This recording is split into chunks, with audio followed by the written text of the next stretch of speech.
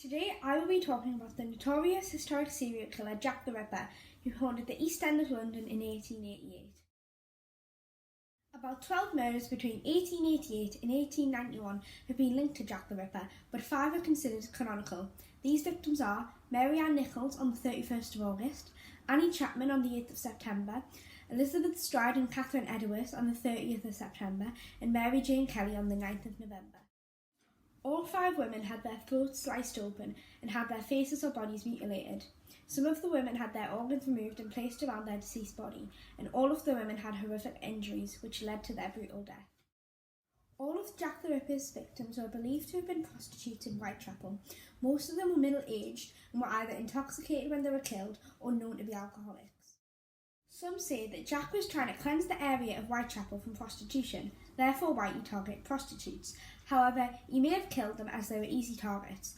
They would run the streets late at night, most likely be intoxicated, and wouldn't be alarmed when approached by a man. The murderer is known as Jack the Ripper because the police at the time received a series of taunting notes from someone naming themselves Jack the Ripper and claiming to be the serial killer.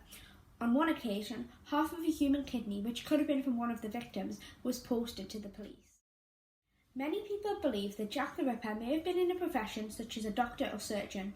This is because when he removed the organs from the victims, all incisions were cleanly cut. This suggests that the murderer had knowledge of the human anatomy and experience in slicing human bodies. Jack the Ripper was a very skilled murderer. They were able to blend into a crowd, execute their kills without being caught, and continue to do so in the present day. They are also believed to have had compulsive and addictive behaviours. When they committed the double killing on the 30th of September 1888, it could be suggested that after killing one woman, they felt compelled to kill another shortly after. One theory suggests that Jack the Ripper may have become close to capture, hence why they stopped killing. Also, after the double killing of Elizabeth Stride and Catherine Edgeworth on the 30th of September 1888, the police were being extra vigilant with having more police officers and informants on patrol.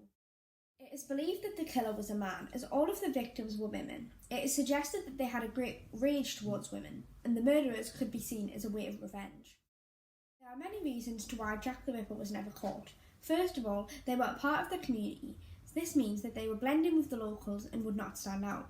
Another reason is that the environment in Whitechapel aided their easy escape from the crime scene.